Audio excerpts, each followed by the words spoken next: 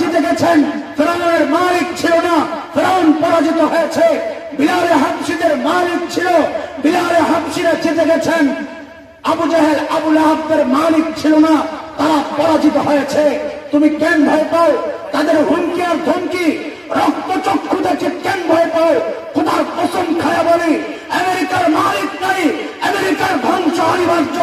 ওই ভারত শোন শোন, তোদের মালিক নাই, তোরা নিশ্চিহ্ন হয়ে যাবি। মুসলমানদের মালিক আছে, তাই আমরা আজও স্বপ্ন দেখি একদিন আবারও দিল্লির লালকেল্লায় কালিমার পতাকা পপ পপ করে উঠবে।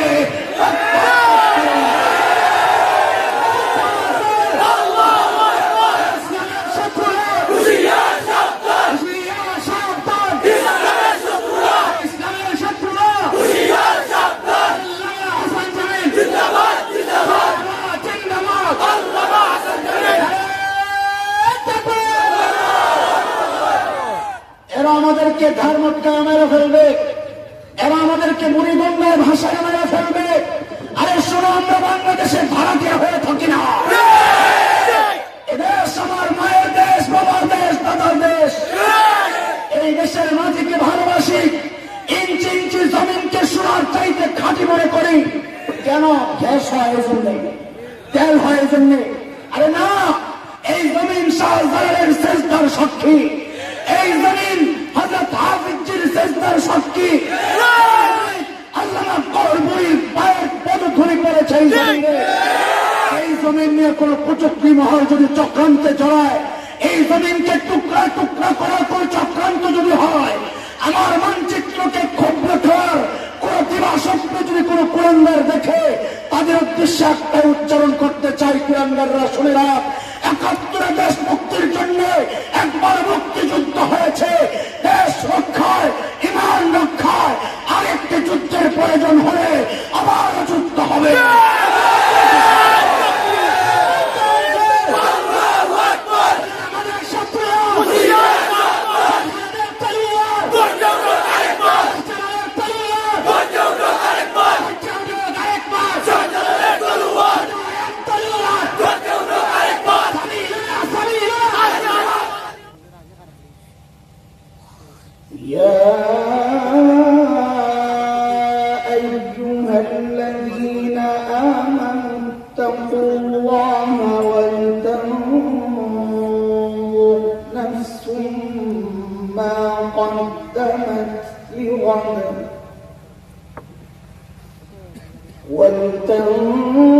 ولتنظر نفس ما قدمت لغد واتقوا الله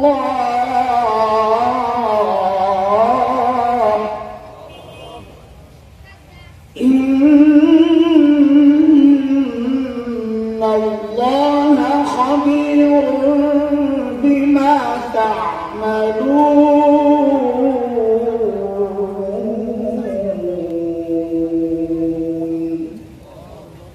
آمنت بالله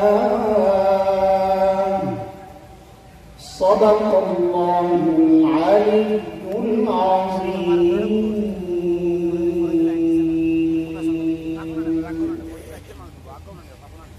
রওজাতুল উলুম নারিকেলতলা ও ইসলাম মাদ্রাসা কর্তৃক আয়োজিত আজকের এই বার্ষিক ওয়াজ মাহফিলের চলতি অধিবেশনের সম্মানিত সভাপতি, উপস্থিত হযরত উলামায়ে কিরাম, মুরব্বিয়ান আযম, দূর দূরান্ত থেকে আগত ইসলামী ও সুধী সমাজ, প্রিয় ছাত্র ভাইয়েরা, যুবক বন্ধুরা, আল্লাহ সুবহানাহু ওয়া তাআলার অশেষ মেহেরবানি আর করুণা দয়া, যে মহান মালিক লাখ কোটি মানুষ থেকে বাছাই করে দ্বীনি এই মজলিসে আমাদেরকে একত্রিত করেছেন, এটা মালিকের অনেক বড় দয়া আর করুণা। কারণ কোরআনুল কারীমের মধ্যে আসছে, মালিক বলেন, দিন বুঝা, দিন মানা, দিন শেখার মানসিকতা আমি যাকে দান করি, ওই বান্দা সারাক্ষণ আমার স্পেশাল নূরের আওতায় থাকে। আর যার দিলটা শক্ত, দিন বুঝে না, বুঝতেও চায় না,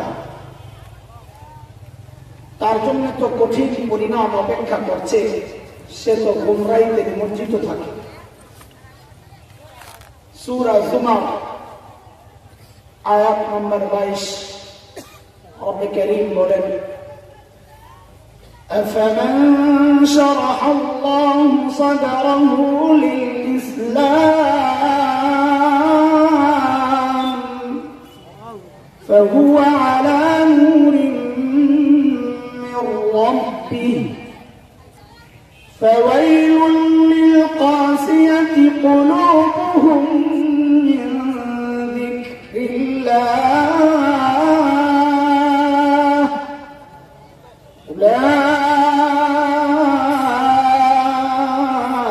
أولئك في ضلال مبين।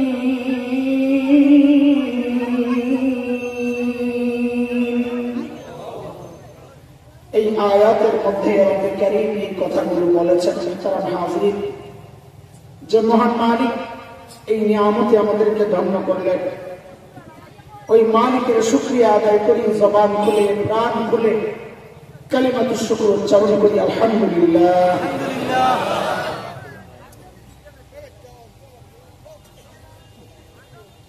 আমি অত্যন্ত ক্লান্ত। এটা বক্তাদের আমার একটা স্বভাব, বয়ানে বসলেই বলে আমি অসুস্থ। ওইটা মনে করেন না, অরিজিনালি অসুস্থ। আমি অসুস্থ হই এক কারণ, অন্যতম কারণ যদি ঘুম না হয়। সবচেয়ে বড় এফেক্ট হয় আমার গলায়, ঘুম না হলে। গতকাল রাতে 4টায় বাসায় এসে গেছি। ফজর পর্যন্ত কোন রকম অপেক্ষা করে নামাজটা পড়ে যাত্রাবাড়ি মাদ্রাসায় হযরত আল্লামা মাহমুদ হাসান দামাত বারাকাতুহুল আলিয়া হযরতের আহ্বানে দেশের এই কঠিন ক্রান্তিকাল সময়কে সামনে রেখে শীর্ষ আলিমদের মজলিস হয়েছিল, ওখানে গিয়েছিলাম। ওখান থেকে সোজা এয়ারপোর্ট থেকে সিলেট থেকে আপনাদের এখানে এই সফর চলতেছে। তো যেহেতু দিন মাকসাদ, কথা শুনতে ভালো লাগলো কি না লাগলো সেটা বিষয় না, দিল থেকে আপনাদেরকে কিছু কথা শোনাইতে চাই। মালিকের দরবারে ফরিয়াদ, এই কথাগুলো যেন আপনাদের দিল পর্যন্ত পৌঁছে যায়। একজন গিয়ে ওই বাচ্চাদেরকে একটু বুঝায়া ওই সাইড থেকে সরাই দিলে ভালো হয়, ধমক টমক না দিয়া। এরা আসবেই, ডিস্টার্ব না করলেই হয়। তাড়ায় না দেওয়া, শুনুক টিচার কথা, যা শোনার শুনুক। আসছে একটু বেশি, আমি তো যাই নাই কখনো এই বয়সে। এরা তো আসছে, আমার চেয়ে এদের সম্ভাবনা আরো ভালো, আলহামদুলিল্লাহ। মহতারাম হাজরিন, আপনাদের এই আওয়াজটা আসছে, আমার কাছে ভালো লাগছে। আমার মনে হয় পর্দা তুলে দিয়ে বিছানা বিছায়া দিলে মানুষগুলো বসতে পারে। এভাবে কতক্ষণ শুনবে, অনেক মানুষ দাঁড়ায় আছে। যারা ব্যবস্থাপনায় আছে, একটু ঠান্ডা বাতাস আসবে, কিন্তু লেগে লেগে বসলে গরম শুরু হবে। ওই জায়গায় হয়তো জ্যাকেট খুলে ফেলছে, তার মানে শীত বেশি একটা লাগতেছে না। তাহলে পর্দা কোথায় দিলে মানুষগুলো সাইডে বসতে পারবে। আর বিছানা না পাইলে ওই যে পর্দাটা আছে ওইটারই বিছায় হবে। আমি সূরা হাসরের একটা ছোট্ট আয়াত তিলাওয়াত করছি, একেবারে ছোট্ট, কথাও বলে, যেন তাড়াতাড়ি বিদায় নিতে পারি, ভাবতে পারি আর কি। কথা ছোট্ট আয়াত। এই আয়াতে আল্লাহ তাআলা আমাকে আপনাকে বড় মায়া করে ডাক দিয়েছে। কুরআন আল কারীমের মধ্যে মুমিনদেরকে আল্লাহ দুই ভাবে ডেকেছেন, ইয়া আইয়ুহান নাস, ও মানুষ, এটা এক ডাক। আরেকটা হচ্ছে ইয়া আইয়ুহাল্লাযীনা আমানু, ও ঈমানদার, এটা আরেক ডাক। হযরত মুফতি শফি রাহমাতুল্লাহ আলাইহি বলেছেন, এই দুই ডাকের মধ্যে অনেক পার্থক্য আছে। কি পার্থক্য?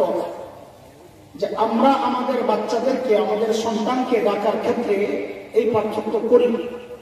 আমরাও আমাদের সন্তানকে দুই ভাবে ডাকি।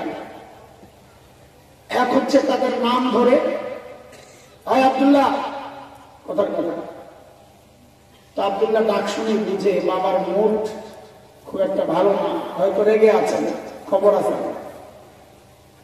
আর বাবা আর সন্তানের যে সম্পর্ক, ওই সম্পর্ক ধরে যদি ডাক দিয়া বলে আব্বু, তো বাচ্চা বুঝে যে বাবা আমাকে মায়া করে ডাকিয়েছে। আল্লাহ তাআলা যখন বান্দাকে ডাক দেন অমানুষ নাম ধরে, তখন বুঝা যে আল্লাহ তাআলা হয়তো রেগে আছে, কোন কঠিন কথা আসছে। আর আল্লাহ তাআলা যদি বান্দার আর আল্লাহর সাথে যে সম্পর্ক, ঈমানের সম্পর্ক, ওই সম্পর্ক ধরে যদি ডাক দিয়া বলেন ইয়া আইয়ুহাল্লাযীনা আমানু, তখন বুঝে নেওয়া যে আল্লাহ তাআলা আমাকে আপনাকে বড় মায়া করে ডাক দিয়েছে। আমি যে আয়াতে কারিমা তিলাওয়াত করছি, এই আয়াতে আল্লাহ তাআলা ওই মায়া করে ডাক দিয়ে বলতেছেন ইয়া আইয়ুহাল্লাযীনা আমানু তাকুল্লাহ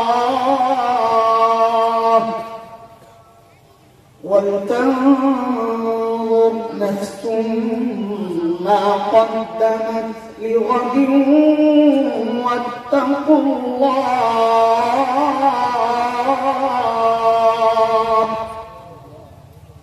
আয়াতে আল্লাহ দুইটা হুকুম করেছেন।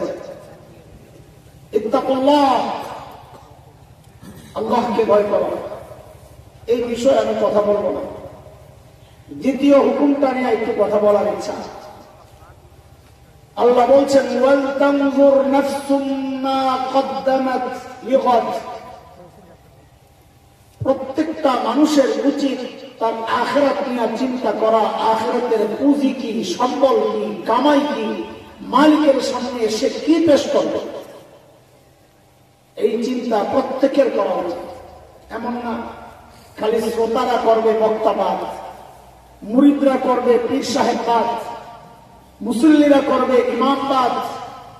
মালিক বলেন না, ওয়াল তানজুর নাফসুম মা কদ্দামাত লিগাদ, প্রত্যেকটা মানুষের উচিত এই চিন্তা করা যে আমার আগামীর জন্য আমি কি কামাই করছি, কি পেশ করব আমার মালিকের সামনে।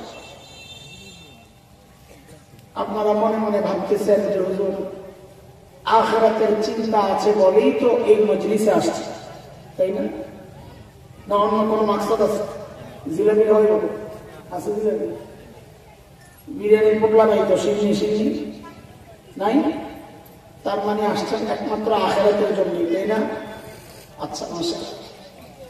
কিন্তু দোস্ত, আমরা তো আখিরাতের ফিকির করি, নিশ্চয়ই করি, কিন্তু আমাদের এই করাটা যথাযথ কিনা, পারফেক্ট কিনা, যথার্থ কিনা, যতটুকু দরকার, যেমনটা দরকার ঠিক তেমন হচ্ছে কিনা, না ঘাটতি আছে, ঝাপলা আছে, কেমন বুঝবো এটা? তো আল্লাহ তাআলা আমাদেরকে বোঝানোর জন্য আমাদের সামনে নমুনা পেশ করেছেন, মডেল নমুনা, যে তুমি তোমার ঈমানকে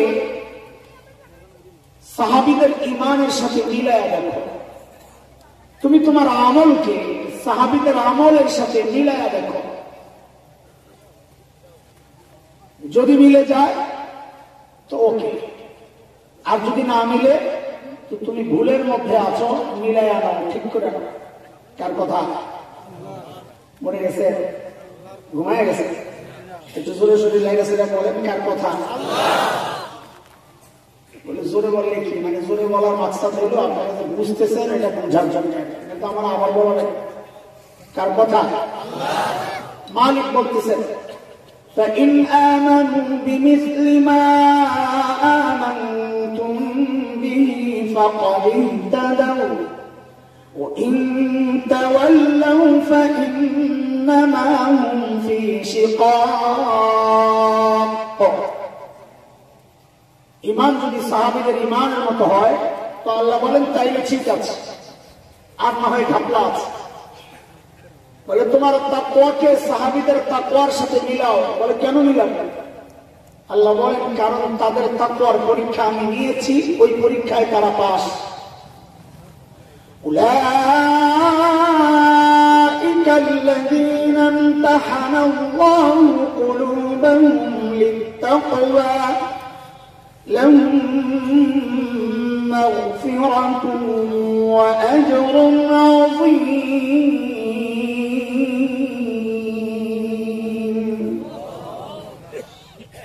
সূরা তাওবার মধ্যে আল্লাহ তাআলা আরো সুন্দর করে বলেছেন, আরো স্পষ্ট করে, সবগুলোই তো সুন্দর মালিকের কথা, আর একটু ক্লিয়ার করে বলেছেন। والسابقون الأولون من المهاجرين والأنصار والذين اتبعوهم بإحسان رضي الله عنهم ورضوا عنه وأعد لهم جنات تجري تحتها الأنهار خالدين فيها أبدا ذلك الفوز العظيم الله বলতেছেন সাহাবীরা আমার উপর রাজি ছিল, আমিও রাজি, আর তাদের জন্য আমি জান্নাত বানায় রাখছি। সোজা তরজমা করলাম তো বলে আল্লাহ আমাদের কি হবে, আমরা জান্নাত পাবো না?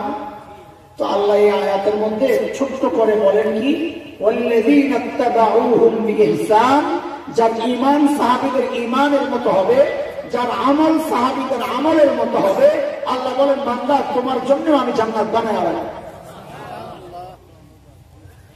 1-2 মিনিট আপনারা একটু অফ যান, শুধু আলেমরা শুনবেন, আপনারা বুঝবেন না, এই জন্য 1-2 মিনিট। আমাদের সমাজে কিছু ভাই আছে যারা মাযহাব বিরোধী। এরা কারা? বেশিরভাগ হচ্ছে যাদের ওস্তাদ এইরকম কোন বুজুর্গ আলেম না, যাদের ওস্তাদ হচ্ছেন ফজিলাতুল শেখ আল্লামা মুফতি ইন্টারনেট লানাতুল্লাহি আলাইহি। নতুন নতুন মাসআলা বের করে আর সমাজে যে মাসআলা প্রচলিত এর বিরুদ্ধে কথা বলে। তো বিশেষ করে হানাফিরা তাদের টার্গেট। আমাদের মাদ্রাসায় পড়ানো হয় ফিকহের একটা বড় কিতাব হিদায়াত। এই কিতাবের মধ্যে ইমাম আবু হানিফা রাহমাতুল্লাহ আলাইহির পাশে কোথাও কোথাও লেখা আছে রাদিয়াল্লাহু আনহু। এরা পাবলিককে 6-9 বোঝানোর জন্য দেখায়, দেখছো দেখছো হানাফিরা কত খারাপ, ইমাম আবু হানিফাকে সাহাবী বানায়। কেমনে বানাইলো সাহাবী? ওই যে রাদিয়াল্লাহু লাগাইছে। তো পাবলিক তো জানে রাদিয়াল্লাহু খালি সাহাবীদের লগেই লাগে। তো পাবলিকও বুঝে যে হ্যাঁ দেখছো হুজুররা কত খারাপ। আরে দোস্ত, সাহাবী ছাড়াও রাদিয়াল্লাহু লাগানো যায়, এই আয়াত তার প্রমাণ। আমি যে আয়াতটা পড়ছি আসছি কেন, এটা আলেমরা বুঝবেন না। তো আলেমদেরকে শুধু কেন বুঝাইতেছি, কারণ আলেমরা খোঁচা খায়, যেন খোঁচার জবাব দিতে পারে, এই জন্য বলতেছি। আমরা তো খোঁচা খাইতে খাইতে প্লাস্টিক হয়ে গেছে, আমার করে খোঁচা দিয়ে মজা পাই না, উল্টা শুই লাগিয়ে যায়। সাহাবী ছাড়াও রাদিয়াল্লাহু ব্যবহার করা যায়, এই আয়াত প্রমাণ। কেমনে? কারণ আল্লাহ তাআলা এখানে বলছেন ওয়াস-সাবিকুনাল আউয়ালুনা মিনাল মুহাজিরিন ওয়াল আনসার। এই পুরা বক্তব্যটার মানে হলো সাহাবা। এরপরে আছে ওয়াও লিল আতফ, এরপরে হলো আল্লাযীনা ইত্তাবাউহুম বিইহসান, যারা সাহাবীদের পদাঙ্ক অনুসরণ করে। আমরা জানি মাতুফ আলাইহির গায়র হয়, তার মানে ওয়াওয়ের আগে সাহাবী, ওয়াওয়ের পরে গায়রে সাহাবী, উভয়ের জন্য আল্লাহ বলতেছেন রাদিয়াল্লাহু আনহুম ওয়া রাদু আনহু। সুবহানাল্লাহ। কি বুঝা গেল? সাহাবী ছাড়াও রাদিয়াল্লাহু ব্যবহার করা। আর ইমাম আবু হানিফা তো বহু দূরের কথা, আমার হুজুরই তো আমি রাদিয়াল্লাহু বলতে পারি কেন? কারণ তিনি সাহাবীদের নমুনা, আকাবের দাওম সাহাবীদের নমুনা। আমার আকাবিরদের সম্পর্ক রাদিয়াল্লাহু ব্যবহার করা যাবে। ইমামে আবু হানিফা তো আরো অনেক উপরের কথা। হ্যাঁ, এবার আপনারা আবার কাজ জানেন ওলামা একরামের জন্য ছোট ছোট মাঝে মধ্যে মনে চায় খালি এই আয়াতের ভিতরে ঢুকে ডাইকা চিপা চাপা যা আছে সব সময়তে থাকি, কিন্তু বুঝি যে 90% উপরে মানুষ তো বুঝবে না। তা আবার আপনাদের মতো ফেরত আসি ভাষা ভাষা কথাবার্তা বললাম বিশ্বাস করা মজা লাগে না। এই জন্য আবার বলি যে এই মাহফিলের এই জগৎই ছাড়া লাগবে। আমার ওই কিতাব পড়াই তার আমার ওইটাই ভালো, ওইটাই যে মজা ওটা কিছু বয়ান করে পাওয়া যায়।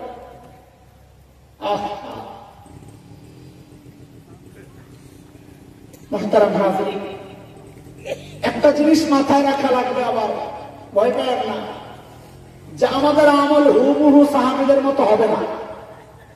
হইলে আল্লাহ আমাদেরকে ওই ছবি পাঠাইতে। ছোটবেলা আমরা একটা গান গাইতাম, তা আমি বয়ানে গজল গজল যারা গায় আমি বিরুদ্ধে বলি যে ভাই সময় নষ্ট করো কেন। আবার গজল তো গায় হিন্দি সিনেমার স্টাইলে, আজিব তামাশা। বয়ানের এই মজলিসকে নবীর রেখে যাওয়া এই আমানতকে তামাশার জিনিস বানায় দিয়েছে। হিন্দি গান গায় বসে বসে, আজিব। আজান দিতেছে, মক্কার আজান, মদিনার আজান। তোমার আজান শোনানোর জন্য আনছে মিয়া, আজান দিলে তো আমি একটা মুয়াজ্জিন আইনে আজান শুনতে পারি। বক্তা আনবে কেন? টাইম পাস করা, টাইম পাস করা।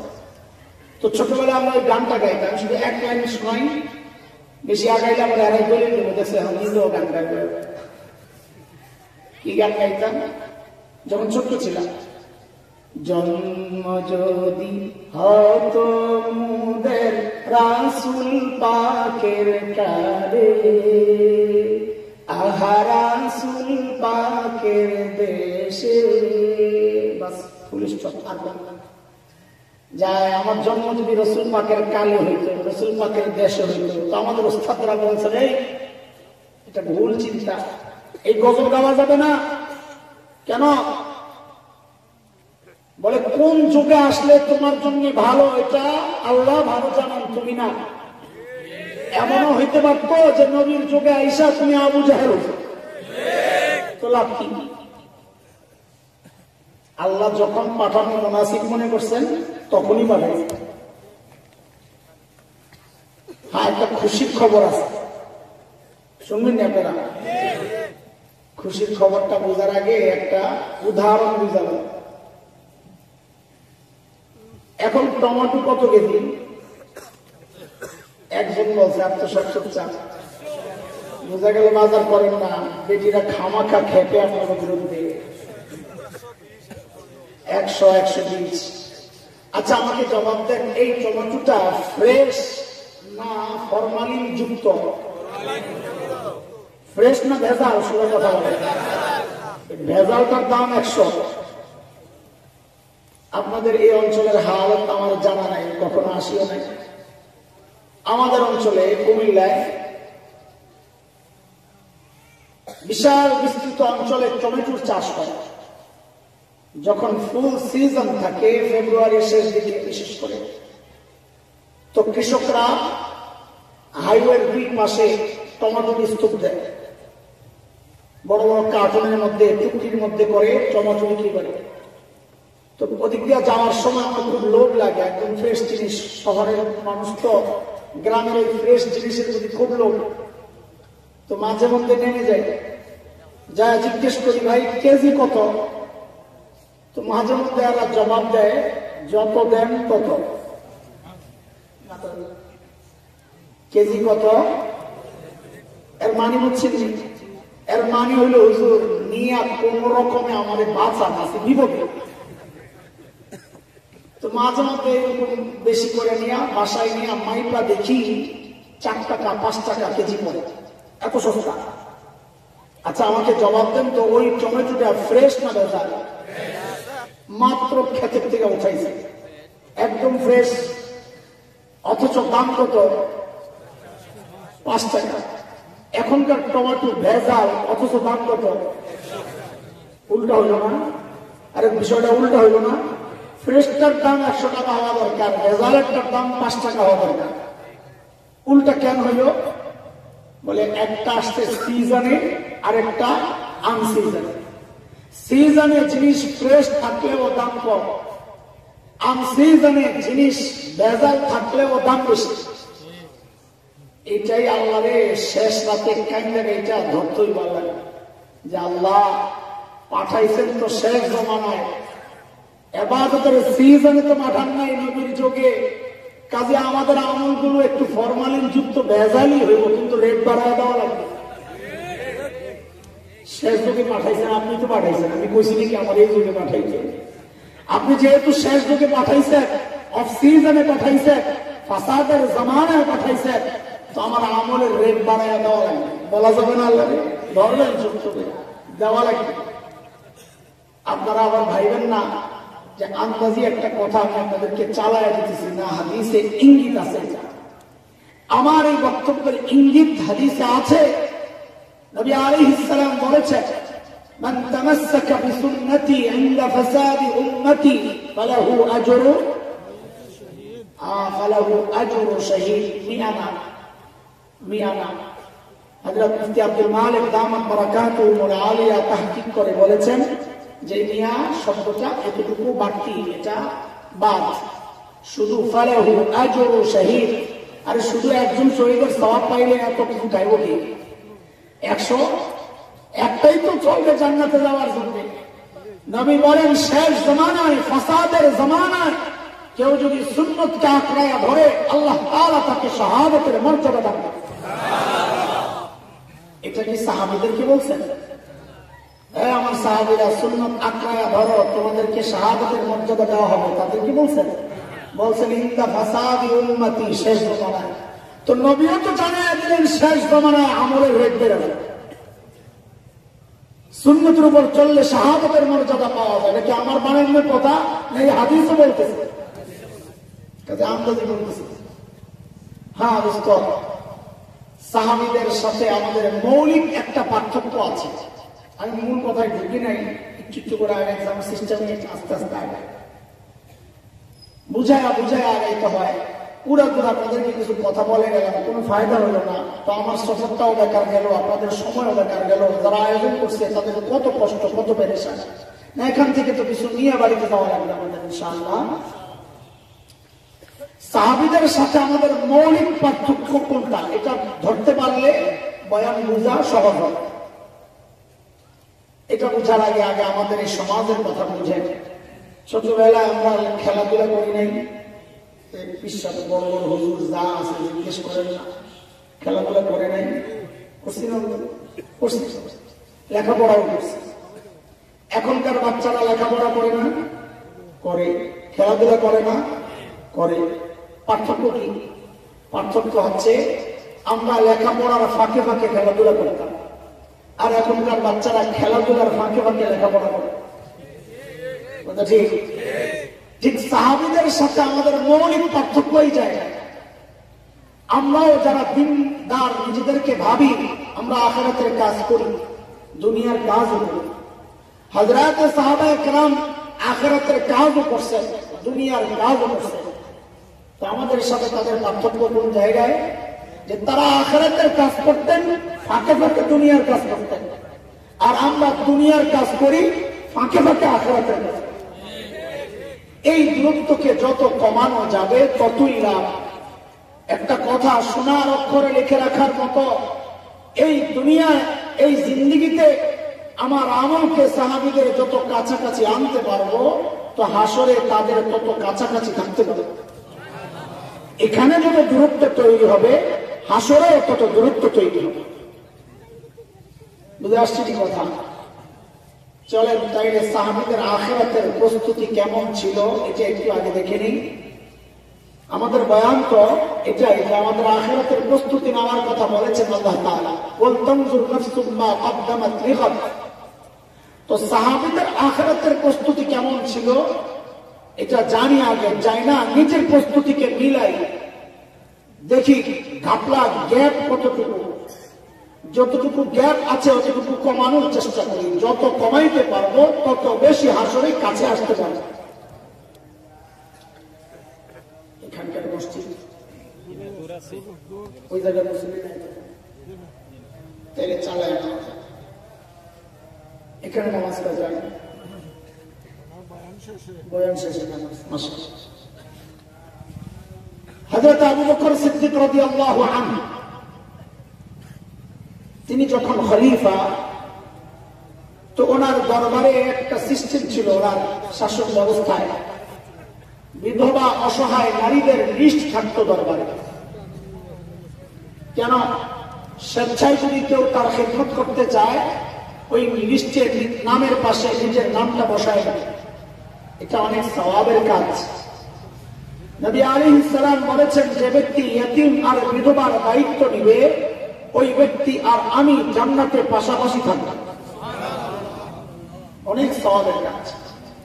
বড় আফসোসের কথা, আজকাল মানুষ অন্য বিধবা অসহায় নারীর খোঁজ খবর নিবে থাকবের কথা, কমবখত নিজের বিধবা মায়েরই তো খবর লাগে। একদিন হযরত ওমর ফারুক রাদিয়াল্লাহু তাআলা আনহু আসছেন দরবারে। কি মাকসাদ? মাকসাদ হচ্ছে ওই এক বিধবার খেদমত করবে। ওমর কত বড় মানুষ, তিনি আসছেন বুড়ির খেদমত করবে। লিস্ট খুঁজতে খুঁজতে দেখেন যে কোন নাম খালি নাই। ও একটা নাম নিচে দিয়ে খালি, যে নামের পাশে কারো নাম বসানো নাই। হযরত ওমর চিন্তা করলেন, তাইলে এই বুড়ির খেদমত আমিই করব। ঠিকানা নিয়ে পরদিন সকালে ফজরের পর যায় বুড়ির বাড়িতে হাজির। কখন? ফজরের পর। কখন বলেন? সবাই বলেন। কথাটা জিজ্ঞেস করছি মনোযোগ দেওয়ার জন্য, একটু জরুরি কথা শোনেন। সাহাবায়ে কেরাম দিনের কাজ শুরু করতেন ফজরের পর। কেন? কারণ নবী আলাইহিস সালাম যারা সকালে কাজ করেন তাদের জন্য বরকতের দোয়া করেছেন। শেখ ইবনুল কাইয়িম রাহমাতুল্লাহি আলাইহি তার বিখ্যাত কিতাব যাদুল মাআদে আসছে, তিনি বলেন, যারা সকালে ঘুমায় তার ঘর থেকে কোনদিন অভাব দূর হবে না। এই জন্য সকালে ঘুমাবো না। আমাদের সিলেটের দরগার গাছবাড়ি হুজুর বলেন, গাছবাড়ি হুজুরের কত বয়স না? অনেক বয়স না, অথচ এখনো কত স্ট্রং দেখছে। এর অন্যতম কারণ হচ্ছে হযরত সকালবেলা ফজরের পরে একটু হাঁটাহাঁটি করেন, আর নিজের ঘরের সামনে একটু খেতখুত আছে, লাড়াফাড়া করেন, ঘুমান না সকালবেলা। কোন সময় সকালে ঘুমান না, হাঁটেন কাজ টাজ করেন, তারপরে মাদ্রাসার দিকে যাওয়া, অন্যান্য কাজ করা। আমি শুনি না, আমি বলছি হুজুর এই বয়সে এত স্ট্রং থাকা, স্বাস্থ্য ঠিক থাকার অন্যতম কারণ হচ্ছে সকালে ঘুমাবো না ইনশাআল্লাহ। ঠিক আছে না? বিশেষ করে মাদ্রাসার ছাত্ররা সকালে একটু না ঘুমাইলে মনে হয় যেন সারাদিনটা তার বেকার গেছে। পরদিন সকাল ফজরের নামাজের পর সাইয়েদনা ওমর বুড়ির বাড়ির দরজার সামনে দাঁড়ায় দরজা নক করে বলে, মারি আপনার ঘরের কাজগুলি করার জন্য আমি ওমর ইবনুল খাত্তাব হাজির। বুড়ি ভেতর থেকে জবাব দেন, বাবারে প্রতিদিন যে আল্লাহর বান্দা আমার ঘরের কাজগুলো করেন, তিনি ইতিমধ্যে আমার কাজ করে চলে গেছেন। কখন গেল? ফজরের আগে। হযরত ওমর তো গেছেন নামাজের পরে, তার মানে কাজ হয়েছে কখন?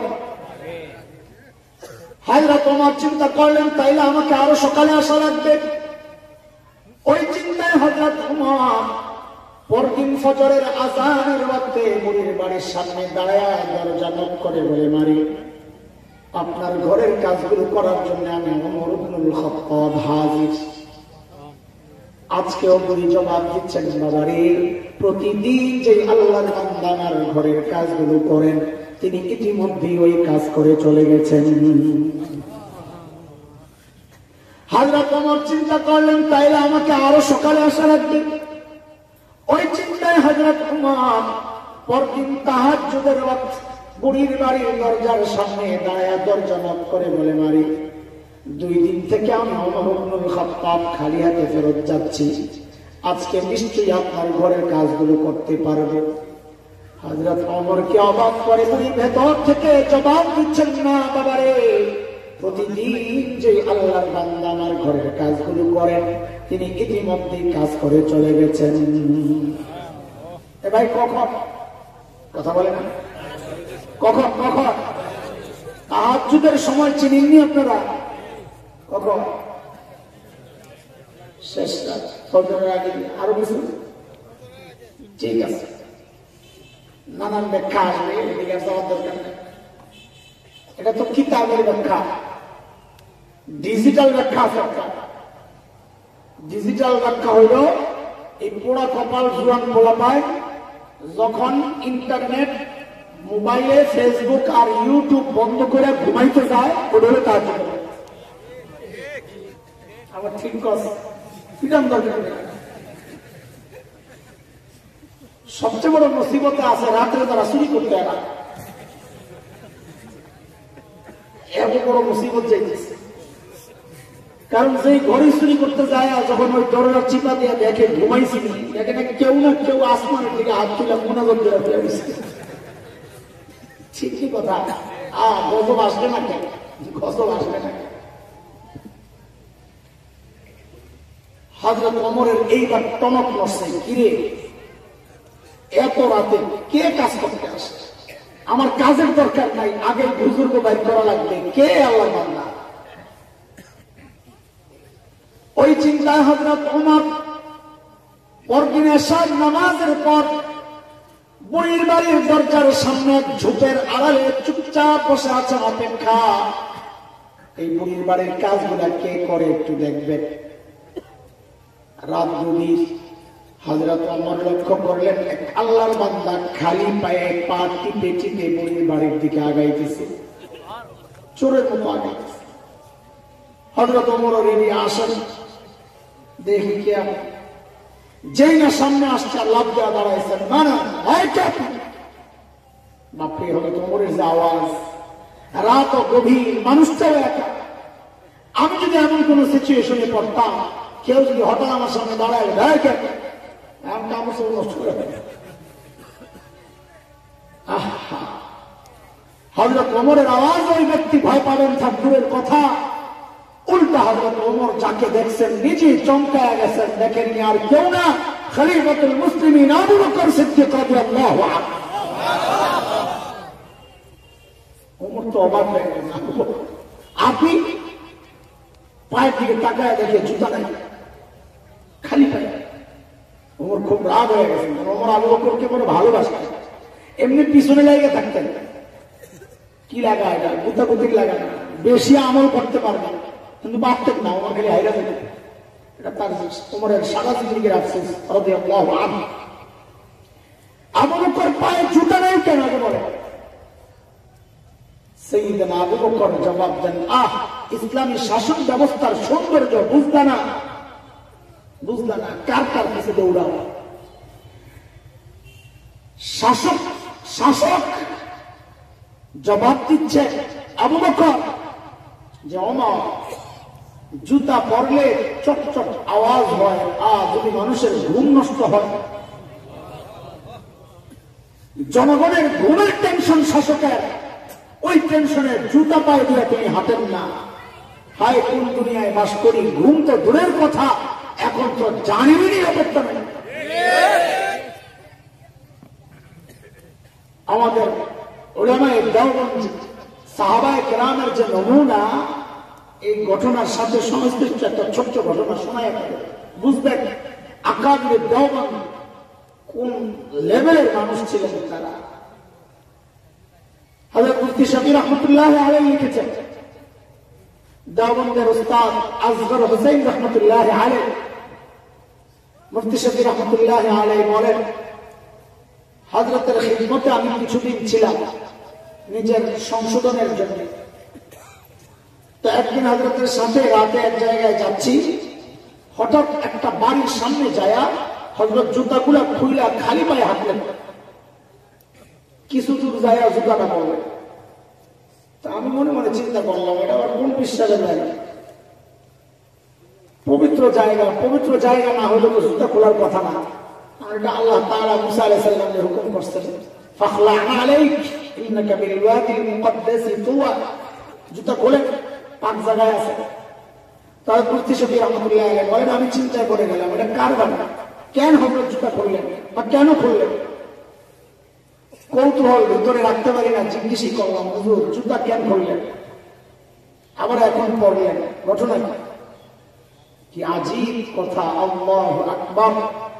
আজগর হোসেন রহমতুল্লাহ আলাইহি জবাব দেন, এই বাড়িটা একটা অমুসলিম পতিতার দেহ ব্যবসায়ী, অর্থের বিনিময়ে নিজের দেহকে মানুষকে বিলায়। একসময় তার রূপ যৌবন ছিল, তার কাছে গ্রাহক আসত, এখন তার বয়স পড়ে গেছে, ওই আগের মতো সেই রূপ যৌবন নাই, কাস্টমার গ্রাহক আসে না। আমি পুরুষ মানুষ, আমার পায়ের জুতার আওয়াজ পাইলে সে ভাববে তার কোন গ্রাহক আসছে, আমি যখন চলে যাব সে হতাশ হবে, কষ্ট পাবে, আমি চাই না এই কষ্টটা সে পায়। চিন্তা করা যায়, অমুসলিম তাও পতিতা, অথচ এই সমাজের মানুষ মাপ দিয়া দিয়া নিজের জায়গাটা শেষ পর্যন্ত নিয়ে ঠিক আরেকজনের বাড়ির বরের মধ্যে যায় পায়খানাটা বানায়, টয়লেটটা বানায়। গন্ধ কষ্ট পাবে কিনা এটা আমার কি চিন্তা, আমি তো আমার জায়গাতে বানাইছি। পাশের মানুষের একটু কষ্ট হয়, একটু বিন্দু মাত্র চিন্তা করে, ওরে ভাই এর নাম ইসলাম না, এর নাম ইসলাম। এইবার হযরত ওমর ধরছেন আবু বকর, এইবার বলেন এই গভীর রাতে আপনি কেন আসছেন? আপনি কেন আসছেন? আমরা কি মরে গেছি? আমরা নাই? সারাদিন প্রশাসনিক কাজে ব্যস্ত থাকে, রাতে একটু আরাম করবেন তা না, আপনি আসছেন গভীর রাতে বুড়ির খেদমত করার জন্য। কেন রে ভাই, আমরা নাই? মুহতারাম হাজিরিন, সাইয়্যিদনা আবু বকর কি জবাব দিলেন, ওই জবাবটাই হচ্ছে আমার বয়ান। এই দুই কথা, ছোট্ট কথা। আবু বকরের জবাবটা এখন দেব না, এখন শোনাবো না। কেন? কারণ ওই জবাবটার ওজন কত এটা বুঝতে হলে আগে আবু বকরের ওজন বোঝা লাগবে। কারণ ব্যক্তির ওজনের উপর কথার ওজন ওঠানামা করে। ধরুন আপনাদের বাজারে এক পরিচিত ভিক্ষুক ভিক্ষা করে করে খায়, আপনাকে দেখে বললো এই কালকে একটু দেখা করিস, তোরে খুশি করে দিবি। তা আপনি মনে মনে হাসবেন, নিজে চেয়ে চেয়ে খায়, ভিক্ষা করে খায়, আবার আমারে খুশি করে। পাগলের মাথা খারাপ।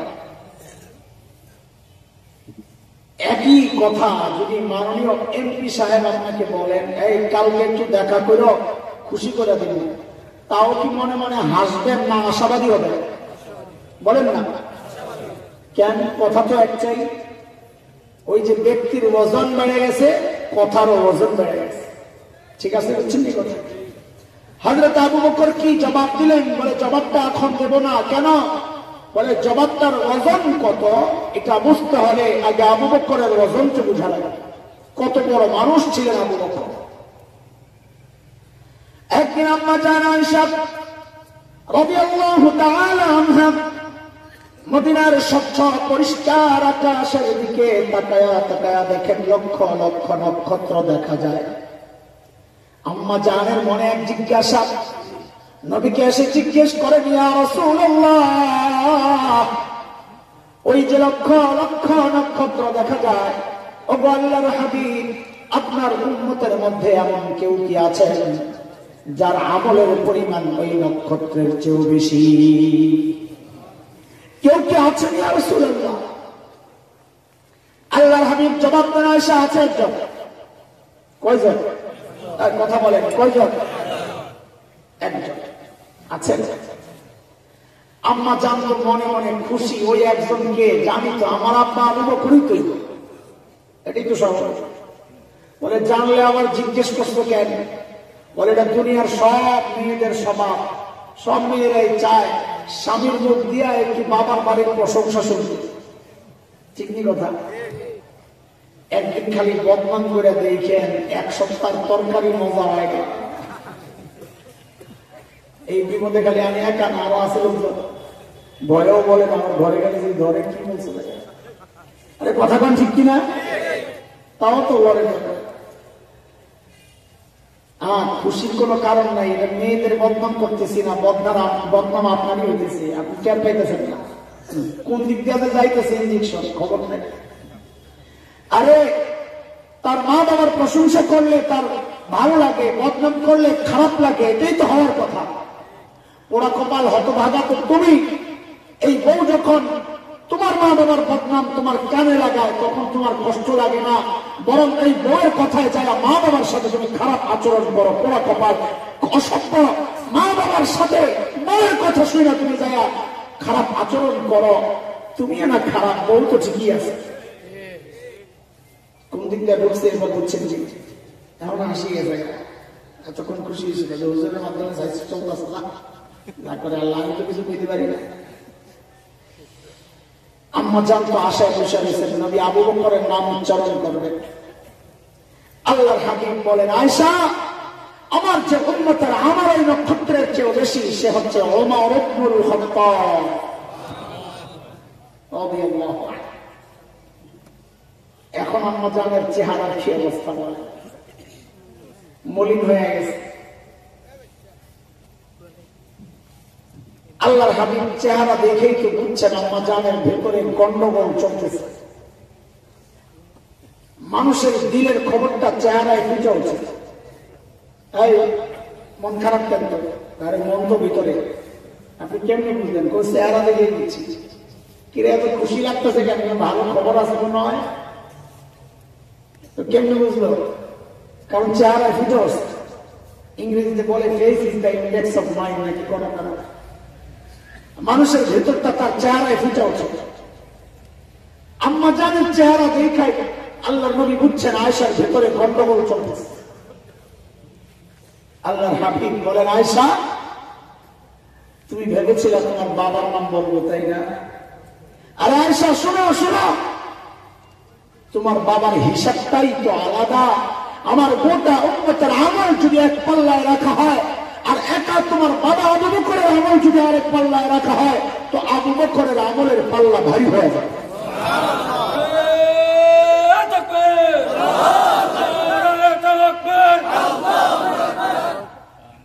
আবু বকরের মর্যাদা শোনাই দিচ্ছি, খেয়াল করেন। একদিন ওমর রাদিয়াল্লাহু আনহু আসছেন আবু বকরের কাছে, এসে বলতেছেন, দোস্ত আমার সাথে একটা লেনদেন করতে চাই। লেনদেন বলে, দোস্ত কি লেনদেন করবেন আপনি? তো ওমর বলে, আবু বকর আমার জীবনের যত আমল আছে, ওমরের আমল কত? ওই যে নক্ষত্রের 24। বলে আমার জীবনের যত আমল আছে আবু বকর আমি সব আপনাকে দিয়ে দিতে চাই।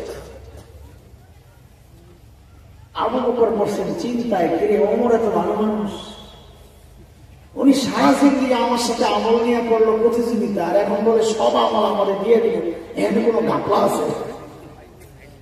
আবু বকর মানুষ সরল সোজা, কিন্তু ব্যাখ্যাও তো না।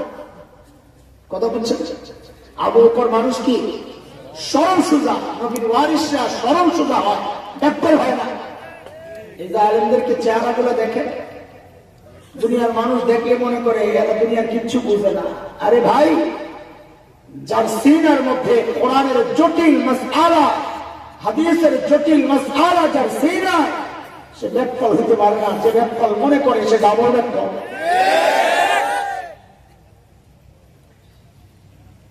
আমাদের একজন বড় মুফাসসির ছিলেন, আমাদের হযরত হরিপুরি দামাত বারাকাতুহুল আলিয়ার লেভেলে আল্লামা মুস্তাফা আল হুসাইনি রাহমাতুল্লাহি আলাইহি, নাম শুনছেন আপনারা? মুরব্বীরা তো জানেন। হুজুর তো দেখতে মাশাআল্লাহ একেবারে নাই। এক হোটেলে, হাইওয়ের পাশে এক হোটেলে রাত্রে খেতে বসছেন, মাহফিল শেষে খাচ্ছেন। তো খাওয়ার পর সুন্নত তরিকায় প্লেটটারে চেটে চেটে খাচ্ছে। একটা হাড্ডি ছিল, লাস্টের দিকে বসে বসে চাপাইতেছে। পাশের টেবিলে এক ভদ্রলোক বসে বসে চা খায়। দুনিয়ায় এমন কিছু মানুষ আছে, দাড়িওয়ালা টুপিওয়ালা দেখলেই চুলকানি শুরু হয়, আছে না? ওই বেটা ওই ক্যাটাগরি। চা খায় আর হুজুরের হাড্ডি খাওয়া দেখা দেখা চিন্তা করতেছে, হুজুরের একটু সাইজ করার সুযোগ পাইছি, এটা হাতছাড়া করা যাবে না। আস্তে করে চায়ের কাপটা হাতে নিয়ে হুজুরের টেবিলের সামনে এসে দাঁড়ায় বলে, এক্সকিউজ মি। হুজুর বলে, ইয়েস বলেন। যে একটা কথা জানতে চাই। বলে বলেন। বলে আচ্ছা হুজুর, আপনাদের এলাকায় কুকুরে কি খায়? কারবারটা বুঝছেন জিনিস। হুজুর হাঁটি খাইতেছে, হুজুরে কি বানায় দিছে? বলবে মনে করছে এই কথার কারণে হুজুরের চোখের পানি নাকের পানি পড়তে পড়তে হুজুর হুজুর বেহুশ হয়ে যাবে। কিন্তু হুজুর যে ভিমরুল এটা তো বুঝে নাই। ভিমরুলের বাসা হাত দিছে এটা তো বুঝে নাই। হুজুর এটা কোন তক্কাই করবো না, হাঁটি চাওয়ায় আর আস্তে করে বলে আমাদের এলাকায় কুকুরে চা খায়। রাতে কি এবং কার কান্দা কে কান্দে? কাসেম নানতুবি রাহমাতুল্লাহ আলাইহি কত বড় মানুষ, দারুল দেওবন্দের প্রতিষ্ঠাতাদের একজন, ইংরেজ বিরোধী আন্দোলনের অন্যতম সিপাহ সালার, আমার দাদা উস্তাদ শাইখুল আরব আল আজম হযরত হুসাইন আহমদ মাদানী নওয়ারাল্লাহু মারকাদাহুর দাদা উস্তাদ।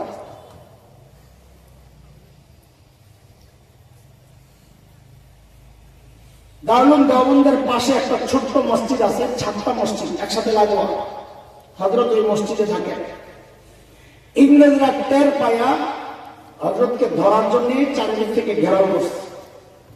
হযরত ভিতরে একটা গেঞ্জি গায়ে দেওয়া, একটা লুঙ্গি পরা, মসজিদ জাগলে। ইংরেজরা ভিতরে ঢুইকা মনে করছে এটা তো কাসেম নানতুবি হইতে পারে না। এরা মনে করছে এত বড় বিপ্লবী পেটটা পর্যন্ত দেওয়ানবাড়ি হুজুরের মতো হওয়ার কথা। যাদের মাথায় মগজ নাই এরা যত বড় পেট দেখে মনে করে বড় বড় হুজুর, যত বড় টুপি দেখে মনে করে বড় মুফাসসির। কথা বল না? ইংরেজরা যায় কাসেম নানতুবিকে জিজ্ঞেস করতেছে, কাসেম নানতুবি কাহায়? কাসেম নানতুবি কই? এখন কাসেম নানতুবি যদি বলেন নেই হো, আমি কাসেম নানতুবি, তো ধরে নেওয়া যায়।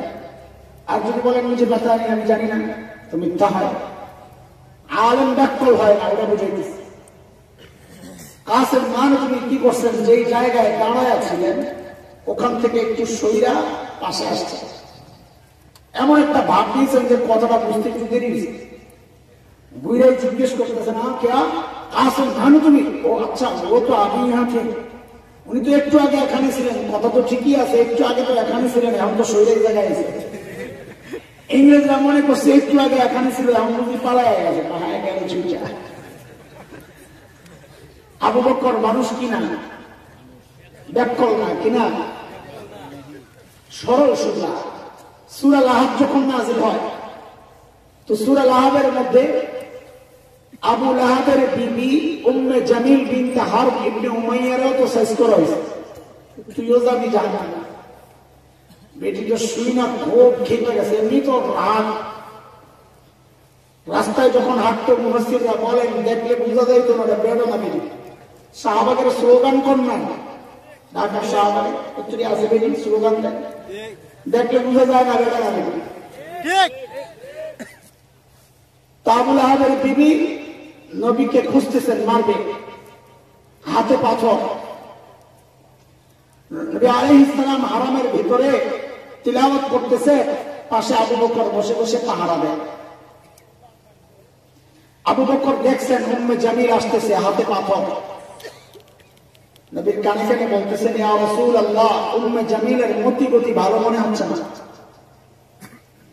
তো আল্লাহর হাবিব বলেন, আবু বকর আসতে দেন, আসতে দেন, উম্মে জামিল আমাকে দেখবেই না, খুঁজেই পাবে। কেন? কারণ আল্লাহ আগে জানায় রাখছেন সূরা বনী ইসরাঈল আয়াত 45, মালিক জানায় রাখছেন, ফাইদা ক্বরাতাল কুরআন জাআলনা বাইনাকা ওয়া বাইনাল্লাযীনা লা ইউমিনুনা বিল আখিরাহ হিজাবান মাসতুরা। নবী আপনি যখন কোরআনের তিলাওয়াত করবেন তো আপনার আর বেঈমানদের মাঝখানে আমি নিরাপত্তা পর্দা ঢেলে দিব, তারা আপনাকে দেখবে না। উম্মে জামিল হাতে পাথর নিয়ে এসে খালি খোঁজে। আবু বকর তো দেখেই বুঝছে তুমি তো খুঁজে পাও না, বুঝছি। আবু বকরকে জিজ্ঞেস করতেছে, আবু বকর তোমার বন্ধু কই? এখন আবু বকর যদি বলে আমি জানি না, তো মিথ্যা কথা হয়। আর যদি সত্য কথা বলে তো নিজে মাই খায়। কেন? যদি বলে এই তো নবী, তো অন্য জায়গায় প্রতি আমার মিথ্যামি খরচ কই নবী, আমি তো দেখি না, জীবনী মায়ের আবু বকর।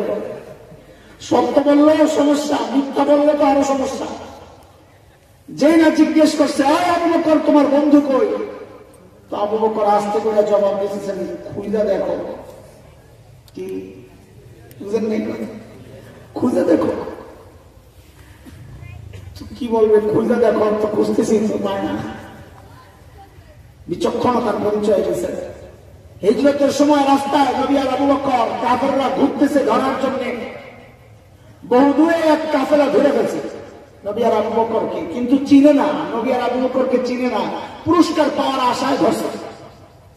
খবর আসছে তো আবু বকর সামনে, নবী পেছনে। আবু বকরকে তারা জিজ্ঞেস করতেছে মাম্মা আক, তোমার সাথে এই লোককে। এখন আবু বকর যদি বলেন লা আরিফ লা আদরি, আমি জানি না, চিনি না, তো মিথ্যা হয়, সিদ্দিক কাটা যায়। আর যদি বলেন হ্যাঁ যা নবী ইউনা, তিনি আমাদের নবী, তো নবুয়ত শেষ হয়, নবীকে মেরে ফেলে। আবু বকর এখন কি করবেন? আবু বকর ব্যাকল না, জবাব দিচ্ছেন কি হাযা রাজুল ইয়াহদিনি, তিনি একজন মানুষ আমারে রাস্তা দেখায়। এরা মনে করছে পাহাড়ি এলাকা চিনি চিনে না, এর দেখায় রাস্তা চিনে, কিন্তু আবু বকর তো নিয়ত করছে ইয়াহদিনি ইলাল জান্নাহ, তিনি আমারে জান্নাতের রাস্তা দেখায়। আবু বকর মানুষ কিনা? কথা কয় না, ব্যাকল না। সাইয়েদনা ওমর যখন বললেন আবু বকর আপনার সাথে একটা লেনদেন করতে চাই, আবু বকর জিজ্ঞেস করলেন বন্ধু কি লেনদেন করতে চাও? বলে আবু বকর আমার সারা জীবনের আমল আমি আপনাকে দিতে চাই। আবু বকর আস্তে করে বলতেছেন দোস্ত আমার কি দেওয়া লাগবে আগে ওইটা করো। ওমর বলেন দোস্ত আপনি ঘাবড়ায়েন না, বেশি কিছু চাই না। বলে কমটাই কি? ওইটাই বলেন না। তো ওমর বলতেছে আবু বকর হিজরতের সময় সৌর গুহায় যে নবীর সাথে 3 দিন ছিলেন, ওই 3 দিন আমারে দিয়ে দেন না, আমি আমার সারা জিন্দেগির আমল আপনাকে দিয়ে দেব। প্রশ্ন হচ্ছে সাইয়েদনা আবু বকর কি বুঝলেন, সাইয়েদনা ওমর কি বুঝলেন, ওমর যে এই 3 দিনের আমল আমার সারা জীবনের আমলের চেয়ে দামি, কি বুঝলেন? বুঝা দরকার না একটু? আরে কথা বল না। এই কথাগুলো বুঝতে হলে তো মনোযোগ লাগবে। আপনাদের মনোযোগ আছে? আয় আল্লাহ, আমি আজকে মরা, আপনারাও মরা, যান যা করে আল্লাহ। চলেন একটু সুর গুহায় ঢুকি, তাইলে আর রহস্য বাইর করা যাবে যে ওমর বুঝছেন কি ঘুমর। যাবেন একটু সুর গুহার ভিতরে? সৌর সৌর সুর না সৌর, সুর প্রসিদ্ধ হয়ে গেছে, ভুল প্রসিদ্ধ হয়ে গেছে। আচ্ছা গুহার ভেতরে ঢুকার আগে আসেন, গুহার মুখটা আগে একটু বন্ধ করে আসেন। গুহার মুখের মধ্যে জানি কে কে বাসা বানাইছিল একটু বলেন তো আপনারা? কবুতর আর মাকড়সা, তাই না? সঠিক উত্তরদাতাকে পুরস্কার দেওয়া হবে। কবুতর ডিম পারছে কয়টা? 2টা 3টা। আর আসেনি কোনো মত? আর কোনো মত আসেনি? 2টা আর 3টা পাওয়া গেছে, আর 2-একটা মত আসেনি। কথা বলে না? 10টা পারলেও যথেষ্ট। হায় মালিক। ভাই শুনেন শুনেন, এই আপনাদের নষ্ট করছি আমরা। মুহাদ্দিসরা বলেছেন তাদের গবেষণা, কবুতরের গল্পটা পুরাই জাল, মিথ্যা, বানোয়াট, একেবারে বানানো কথা, হাদিস না, মিথ্যা কথা। ওই যে মৌজু কথা বললে আপনারা মজা পান, বানেন না কথা বললে মজা পান, বক্তারাও আপনাদের সময় আপনারাও মজা পান, চলছে গাড়ির আপনারা কে আটকায়? হ্যাঁ, মাকড়সার বিষয়টা, এটা নিয়ে ভিন্ন ভিন্ন মত আছে। কেউ বলেছেন এইটাও জাল, কিন্তু কারো কারো মত হচ্ছে যে না জাল না, তবে দুর্বল। ফজিলত বর্ণনার ক্ষেত্রে, কারো মর্যাদা বর্ণনার ক্ষেত্রে, কোন গল্প বলার ক্ষেত্রে দুর্বল বর্ণনাও আনা যায়, এই জন্য বলতেছি। গুহার ভেতরে কে? জবাব দেন একটু তাড়াতাড়ি। নবী আলাইহিস সালাম আর আবু বকর, তারা দুইজন কি আল্লাহর দুশমন? তো আল্লাহ তাআলা যদি চাইতেন এই প্রিয় দুই বান্দাকে বাঁচানোর জন্য গুহার মুখটাকে পাথর দিয়া প্যাকেট করে বন্ধ করে গুহার ভেতরটাকে জান্নাতের টুকরা বানাইতে পারতেন কি পারতেন না? আল্লাহ তা না কইরা মাকড়সার জাল বিছাইয়া দিলেন, কারণ মাকড়সার জাল অনেক শক্তিশালী, দুর্বল। কত দুর্বল? সূরা আনকাবুত, মাকড়সার আরবি হলো আনকাবুত, এই নামে একটা সূরা আছে কোরআনে। কত দুর্বল আল্লাহ বলতেছেন, وَإِنَّ أَوْهَنَ الْبُيُوتِ لَبَيْتُ الْعَنكَبُوتِ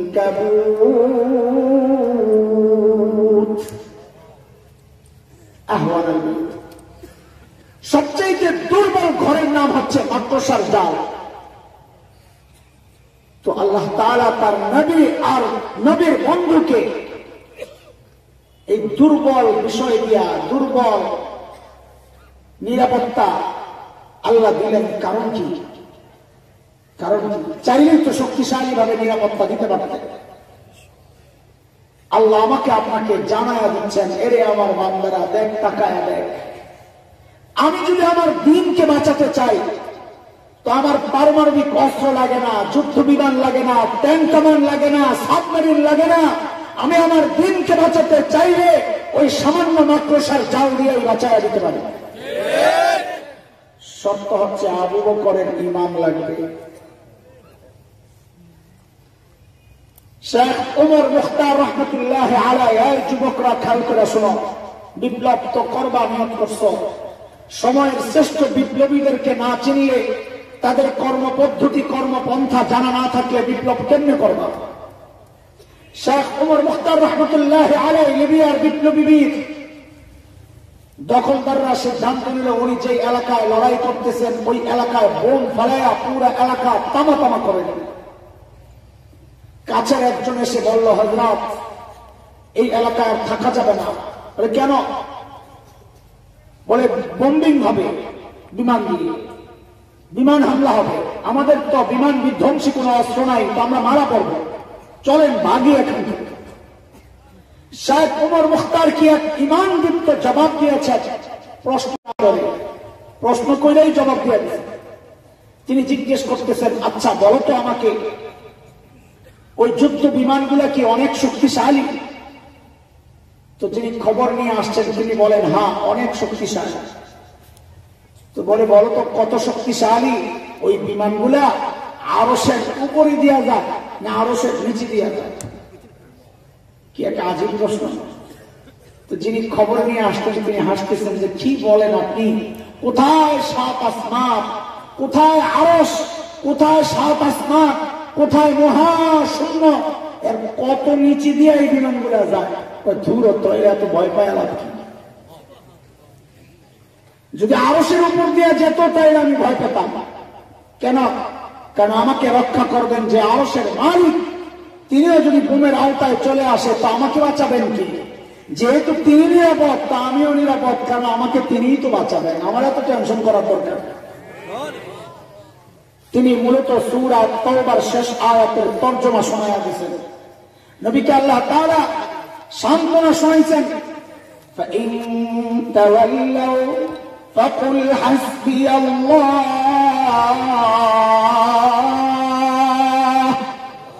لَا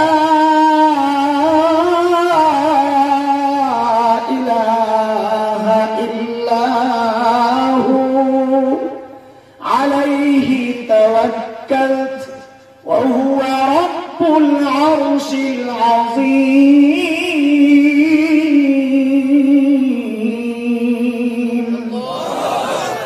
নবী, দুনিয়ার মানুষ যদি আপনাকে পিঠ দেখায় আপনি জানিয়ে দেন তোদের সহযোগিতা দরকার নাই, আমার আল্লাহ যথেষ্ট, আমি তার উপর ভরসা রাখি, তিনি ছাড়া কোনো মাবুদ নাই, তার ক্ষমতা জানো, তিনি আরশে আজিমের মালিক। আরে দোস্ত, হিম্মত রাখো, চেতনা উজ্জীবিত করার জন্য একটা আয়াতে যথেষ্ট। এটাই দুনিয়ার ইতিহাস। সূরা আহজাব পড়ে দেখো, আয়াত ৬২। রব্ব করিম বলেছেন সুন্নাতুল্লাহিল্লাতী ক্বাদ খালাত মিন ক্বাবলু ওয়া লান তাজিদ লিসুন্নাতিল্লাহি তাবদীলা। আল্লাহর সিস্টেমের কোনো পরিবর্তন নাই, আগে যা ছিল এখনো তাই। আগের সিস্টেম ছিল, নমরুদের মালিক ছিল না, নমরুদ পরাজিত হয়েছে। ইব্রাহিমের মালিক ছিল, ইব্রাহিম জিতে গেছেন। মূসার মালিক ছিল, মূসা জিতে গেছেন। ফিরআউনের মালিক ছিল না, ফিরআউন পরাজিত হয়েছে। বিলালে হাবশীদের মালিক ছিল, বিলালে হাবশীরা জিতে গেছেন। আবু জাহেল আবু লাহাবের মালিক ছিল না, তারা পরাজিত হয়েছে। তুমি কেন ভয় পাও? তাদের হুমকি আর ধমকি, রক্তচক্ষু দেখে কেন ভয় পাও? খোদার কসম খায়া বলি, আমেরিকার মালিক নাই, আমেরিকার ধ্বংস অনিবার্য। ওই ভারত শোন শোন, তোদের মালিক নাই, তোরা নিশ্চিহ্ন হয়ে যাবি। মুসলমানদের মালিক আছে, তাই আমরা আজও স্বপ্ন দেখি একদিন আবারও দিল্লির লালকেল্লায় কালিমার পতাকা পক পক করে উঠবে।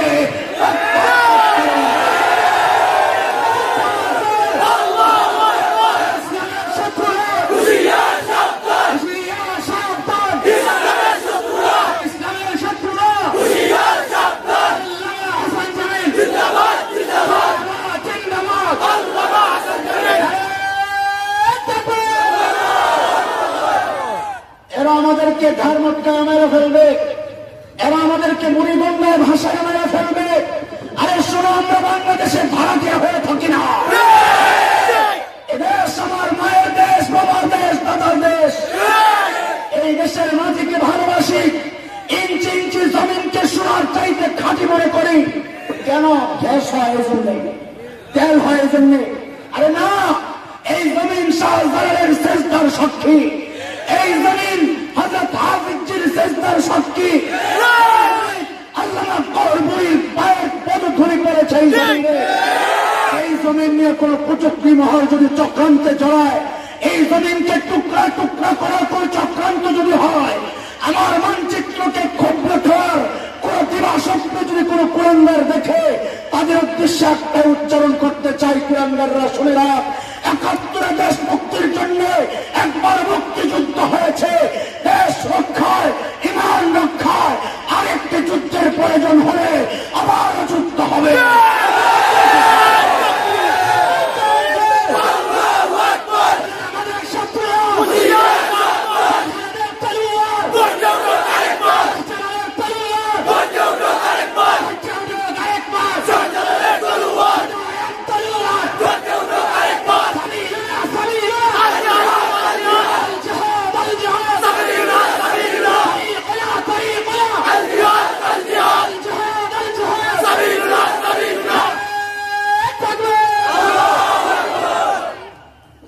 চলেন গুহার ভেতরে যাই।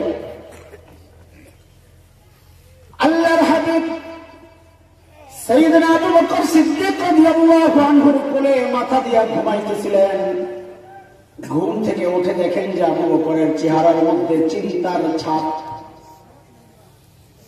এর দোস্ত, এটা বোঝা লাগবে, আবু বকররা নিজের জন্য চিন্তা করেন না। কার জন্য চিন্তা? কার জন্য? নবীর জন্য। আবু বকর তো নবীকে দেখা মহব্বত করছেন। ১৪০০ বছর পরে যারা নবীকে দেখি নাই, শুনে শুনে আমরা যারা মহব্বত করি, আমরাই তো বলি নিজের জীবন চলে যাবে, নবীর ইজ্জত ছাড়বো না। এটা আমাদের সকলের কথা। আমাদেরকে অনেকে ভুল বুঝে। ভুল বুঝার কোন কারণ নাই, আমরা কারো প্রতিপক্ষ নই। ভিন্ন ধর্মের মানুষকে আক্রমণ করে হুমকি ধমকি দিয়ে কোণঠাসা করার লোক আমরা নই। আমরা বলি এই দেশ সবাই থাকবে, হিন্দু, বৌদ্ধ, খ্রিস্টান, মগ, মুরাং, গারো, চাকমা, কুকি, সাঁওতাল, টিকরা যা আছে সব থাকবে। শুধু একটাই কথা, আমার নবীকে নিয়ে যারা কটূক্তি করবে, এদেশের মানচিত্রের স্বাধীনতায় যারা বিশ্বাস করবে না, শুধু তারাই থাকতে পারবে না। তুমি তোমার বাবাকে ভালোবাসো, এই জন্য বাবাকে গালি দিলে তোমার কষ্ট লাগে। আমি মুসলমান, ইমানদার, আমার নবীকে গালি দিলে আমার তার চেয়ে অনেক বেশি কষ্ট লাগে। সেই জায়গা থেকে বলছি, আমরা কাউকে ক্ষমতা থেকে নামানোর আন্দোলন করি না। কাউকে ক্ষমতায় ওঠানোর আন্দোলন আমরা করি না। ওই ক্ষমতার হালুয়ার ভাগ বাটোয়ারা তোমরাই কইরা খাও। আমরা তাওহীদবাদী নবী প্রেমিক। এই তাওহীদি জনতার একটাই কথা, একটাই উচ্চারণ, আল্লাহর জমিনে আল্লাহর সাথে শরীক করাকে রাষ্ট্রীয়ভাবে প্রতিষ্ঠিত করতে দিতে পারি না।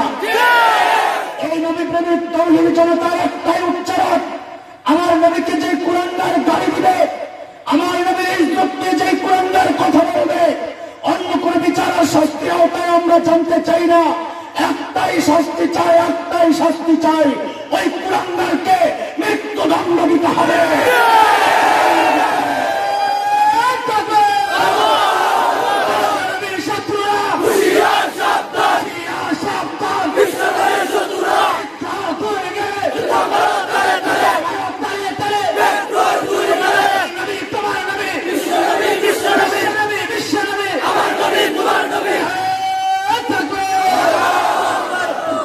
আল্লাহর হাবিব উঠে দেখেন যে আবু বকরের চেহারার মধ্যে চিন্তার ছাপ।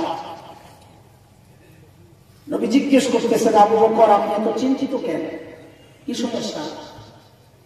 সাইয়েদনা আবু বকর বলেন, ইয়া রাসূলুল্লাহ, উপরের দিকে তাকায় দেখেন কাফেররা গুহার মুখের পাশে আশেপাশে ঘুরতেছে।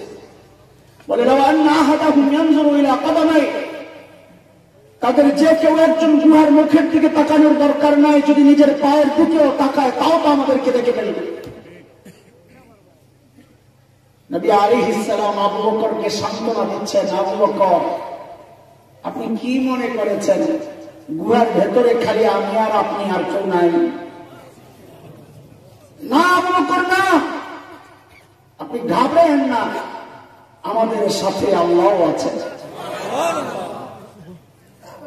এই কথাটা আল্লাহ তাআলার এত পছন্দ হয়েছে, আল্লাহ কোরআনুল কারীমের সূরা তাওবার আয়াতের টুকরা বানায় নাযিল করে দিয়েছে। ইনহুমা ফিল গার ইয ইয়াকুলু লিসাহিবিহি লা তাহজান ইন্নাল্লাহা মা'ানা। দুইজন যখন গুহায়, একজন যখন তার সঙ্গীকে বললেন, মানে নবী যখন আবু বকরকে বললেন, ওই যে আগে বলছি কত চিপা চাপার কথা দিয়ে ছেড়ে দিই, এই যে একটা সুন্দর কথা, ইয ইয়াকুলু লিসাহিবিহি, ইয়াকুলুর ফাইল নবী, জমির ফাইল মারজা নবী। নবী যখন তার সাহেবকে বললেন, তার সাহাবীকে বললেন, কি বোঝা গেল? হযরত আবু বকর যে সাহাবী, এই স্বীকৃতি আল্লাহ দিয়ে দিয়েছেন। কাজে আবু বকরের সাহাবিয়তকে অস্বীকার করলে ঈমান চলে যাবে। কাজে যে শিয়ারা আবু বকরকে গালি দেয়, ওই শিয়া কাফির। অন্যদিকে যার জায়গা আলোচনা আমি চাইনা ডেকে রাখতেছি, খালি আশেপাশে খালি ছুটে যায়।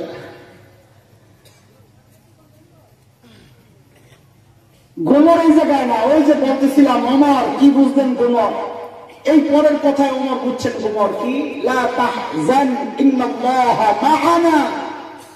আবু বকর আপনি ঘাবড়েন না, আল্লাহ আমাদের সাথে আছেন। হযরত ওমর কয়, সর্বনাশ, সব গোমর তো এই জায়গায়। বলে মানে কি? ওমর চিন্তা করতেছেন, সারা জিন্দেগি আমল করে আমি নবীর কাছ থেকে কি স্বীকৃতি পেয়েছি, নবীর আমার মূল্যায়ন কি করেছেন, নবীর সাথে আমার সম্পর্কের লেভেলটা কি? তো নবী বলেছেন, লাউ কানা বা'দি নবিয়্যুন লাকানা উমর। হযরত উলামায়ে কেরাম কষ্ট দিয়েন না, অনেককে বলতে শুনেছি, ওই জন্য বলতেছি। কেউ কেউ হাদিসটা পড়ার ক্ষেত্রে এরাবে ভুল করে, লাউ কানা বা'দি নবিয়্যান বলে না, এটা নবিয়্যুন কানার ইসিম, বা'দি জরফ খবর মুকদ্দম।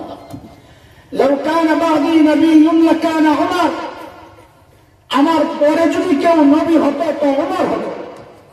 কে কে? এই হাদিস কি প্রমাণ করে মর্যাদা বেশি কার, আবু বকরের না ওমরের? ওমরের মর্যাদা বেশি।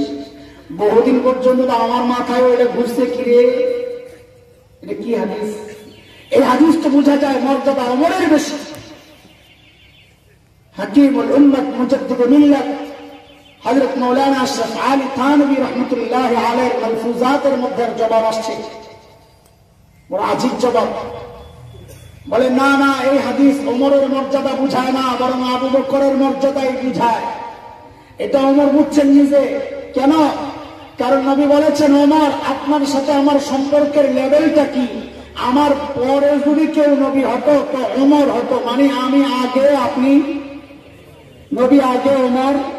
কথা বলেন, নবী আগে ওমর, তার মানে ওমরের সাথে নবীর সম্পর্কের লেভেলটা হচ্ছে বাদিয়তের। আপনারা আরবিটা বুঝবেন না, ওলামায়ে বুঝবে বাদিয়তের, আগে আর পরে। নবী বলেন ওমর আমি আগে আপনি। ওমর সারা জিন্দেগি আমল করে পাইলাম বাদিয়তের মুকুট। নবী বলেন ওমর আমি আগে আপনি পরে। আর আবু বকর 3 দিন থাকছে। নবী বলেন লা তাহজান, আবু বকর আপনি ঘাবড়ায়েন না, ইন্নাল্লাহা মাআনা। আবু বকর আপনার সাথে আমার সম্পর্কটা ওমরের মতো আগে আর পরে না, মাআনা মাইয়াতের পাশাপাশি পাশাপাশি। ওমর বলে আমার সম্পর্কের লেভেল হচ্ছে বাদিয়তের, সারা জিন্দেগি আমল করা। আর আবু বকর 3 দিন থেকে মুকুট পাওয়া গেছে মাইয়াতের, লা তাহজান ইন্নাল্লাহা মাআনা, মানে পাশাপাশি সাথে সাথে। আমার সারা জিন্দেগি আমল লাগবে না, আবু বকর আমারে আপনার 3 দিন দিয়ে দেন, মানে ভিতরে তো বাদিয়ত রয়ে যান, মাইয়ত দিয়ে দেন। এই ওমর বুঝছেন, ওমর আবু বকর তো বক্কল না, আবু বকর বুঝেন নাই। আবু বকর কি জবাব দিচ্ছেন দোস্ত?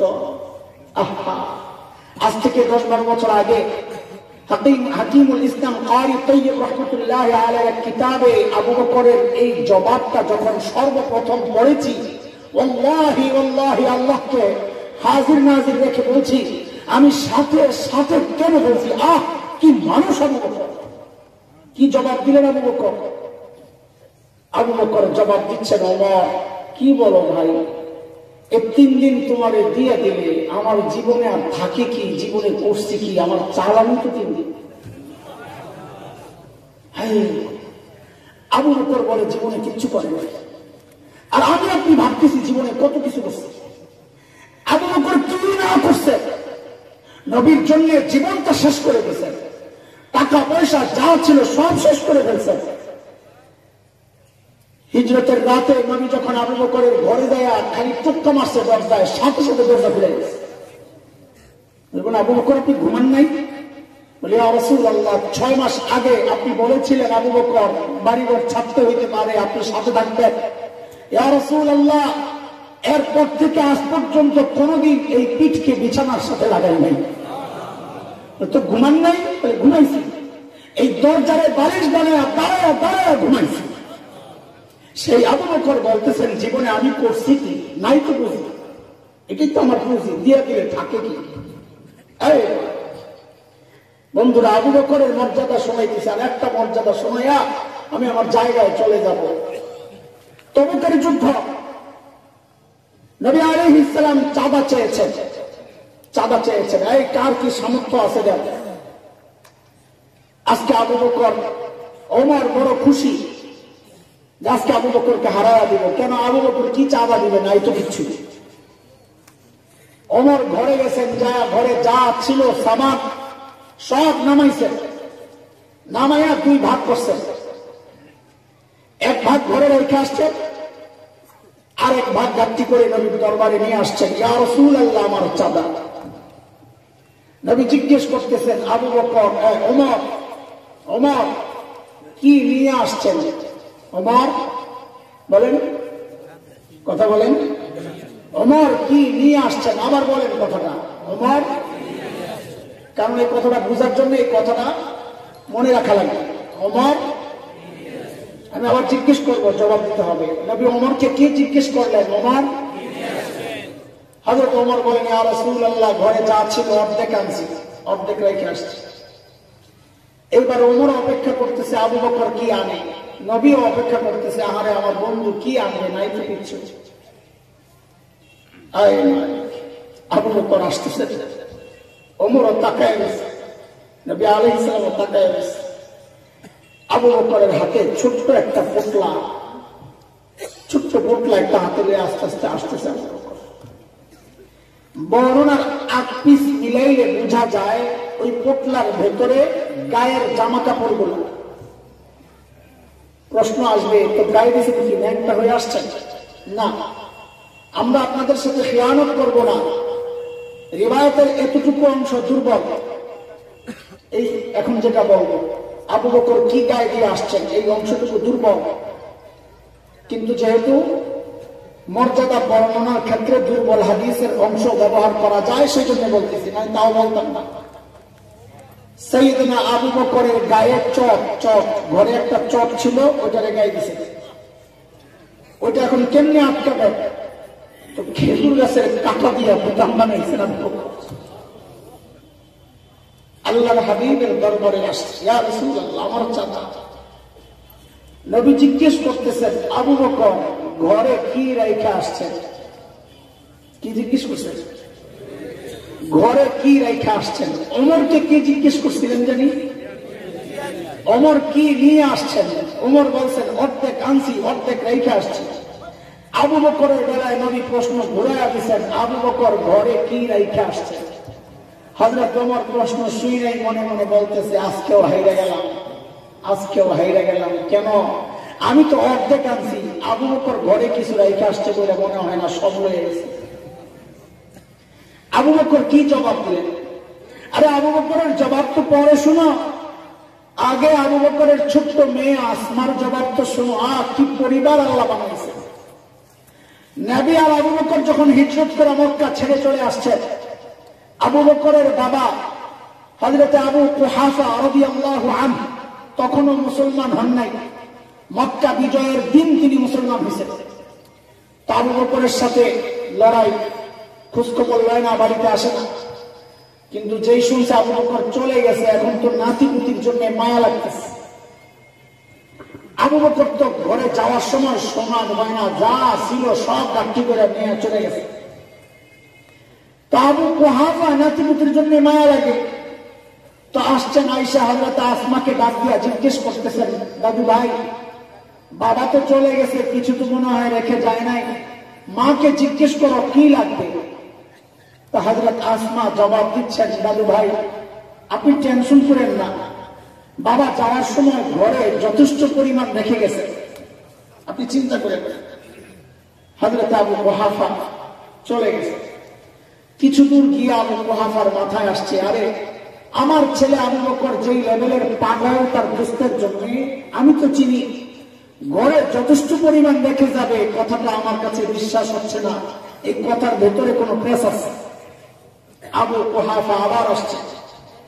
আয়েশা আসমাকে ডাক দিয়া রাদিয়াল্লাহু আনহা ডাক দিয়া জিজ্ঞেস করতেছে, দাদু ভাই একটু বলো না বাবা ঘরে কি রেখে গেছেন যথেষ্ট পরিমাণ, একটু বলো না দাদা ভাই, শুনতে চাই। হযরতে আসমা জবাব দিচ্ছেন, ছোট্ট বাচ্চা, রিওয়ায়াত আছে 7-8 বছর হবে, ওই ছোট্ট বাচ্চা জবাব দিচ্ছেন, দাদু ভাই আপনি টেনশন করেন না, আব্বা যাওয়ার সময় ঘরে আল্লাহ আর তার রাসূলকে রেখে গেছে। ছোট্ট বাচ্চার জবাব যদি এইটা হয়, তো বাবা আবু বকরের জবাব কি হইতে পারে? সাইয়েদনা আবু বকর জবাব দেন, ইয়া রাসূলুল্লাহ ওই যে ঘরের বেড়াগুলো খেজুর পাতার বেড়া, আসার সময় থাপড়ায়া থাপড়ায়া আসছি। কেন? কারণ মাঝে মধ্যে সুই গেঁথে রাখতাম, যেন একটা সুই পর্যন্ত আমার ঘরে থেকে না যায়, ওই সুইটা যেন আমার কোন মুজাহিদ ভাইয়ের কাজে আসে। ওগো আল্লাহর হাবিব ঘরে একটা সুই পর্যন্ত রেখে আসি নাই, আসার সময় কেবল আল্লাহ আর তার রাসূলকে রেখে আসছি। বন্ধুরা আমার, আবু বকরের মর্যাদা শুনাইতেছে, এর মধ্যে জিবরাইল আমিন হাজির, নবীকে সালাম জানায় বলতেছেন, ইয়া রাসূলুল্লাহ আল্লাহ আবু বকরকে সালাম পাঠাইছেন। এরে দোস্ত, আমি আর আপনি ইবাদত করি কাকে খুশি করার জন্য? আবু বকরের বেলায় আল্লাহর প্রশ্ন উল্টাটা। জিবরাইল বলেন, ওগো আল্লাহর হাবিব, আল্লাহ জানতে চেয়েছেন, আল্লাহ জানতে চেয়েছেন, আল্লাহ তো আবু বকরের উপর রাজি, আল্লাহ তো আবু বকরের উপর রাজি।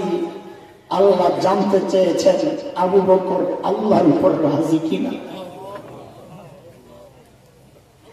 সাইয়েদনা আবু বকর বাচ্চাদের মতো হাউমা করে কান্না শুরু করছি, ইয়া রাসূলুল্লাহ আমি আমার রবের উপর রাজি, ইয়া রাসূলুল্লাহ আমি আমার মালিকের উপর রাজি, ইয়া রাসূলুল্লাহ আমি রাজি।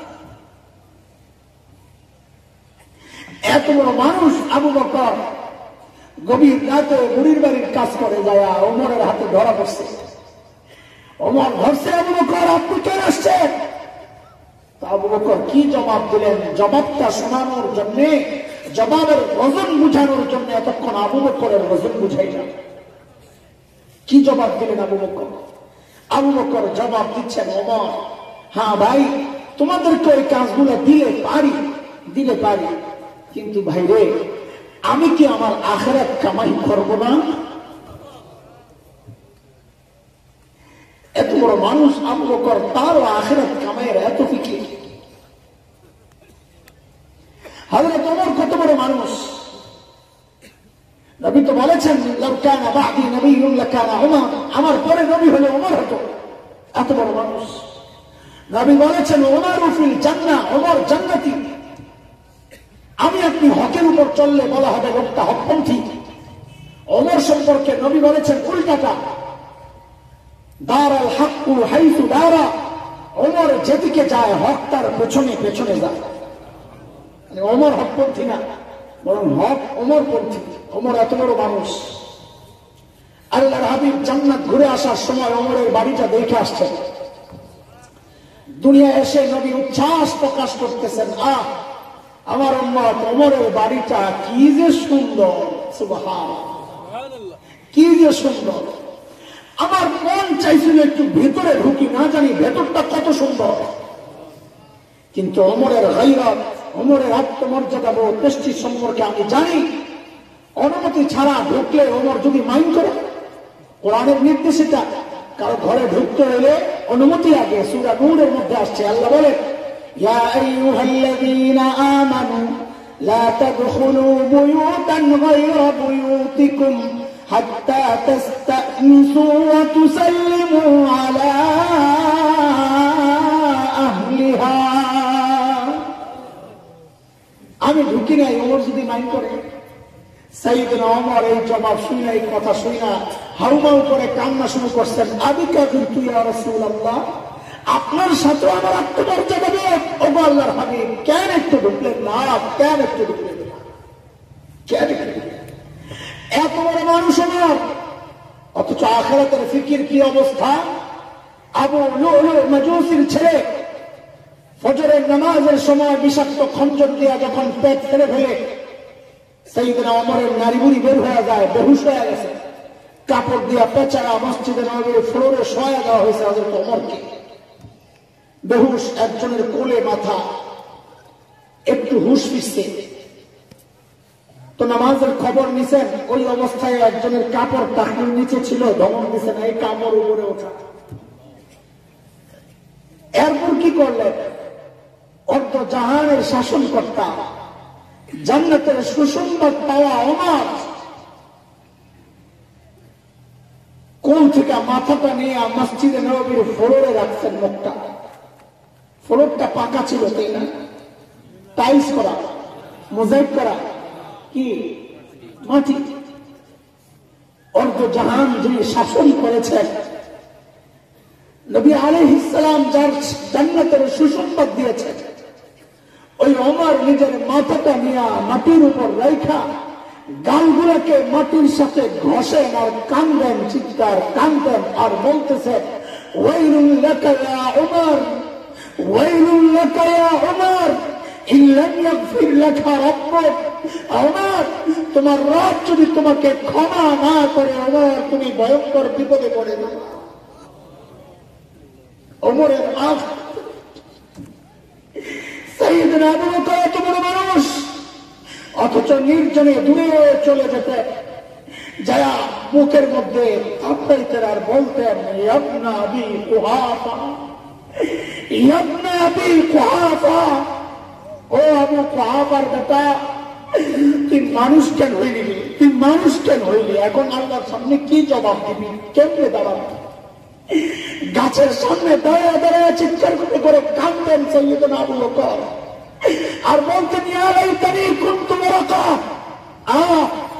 আমি মানুষ না হয়ে যদি গাছের পাতা হইতাম তাইলে আল্লাহর সামনে পার আমার দাঁড়াইতে হইতো না। এখন আমি কি জবাব দিব? হায়, ওমরের আখিরাতের এত ফিকির, আবু বকরের আখিরাতের এত ফিকির, আরে ফিকির তো হওয়া দরকার ছিল আমার মতো জালিমের, আমার মতো জালিম, অথচ কোনো ফিকির নাই। কেন রে ভাই?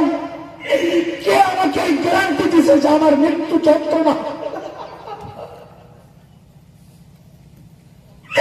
আরে আমার তো গ্যারান্টি পাইছে ওনারও ফিল জান্নাত, আমার তো গ্যারান্টি পাইছে জান্নাতের। আমার কে গ্যারান্টি দিল যে আমার কবরের আযাব হবে না? কে গ্যারান্টি দিল? কে গ্যারান্টি দিছে যে আমার হাসরের পেরেশানি হবে না?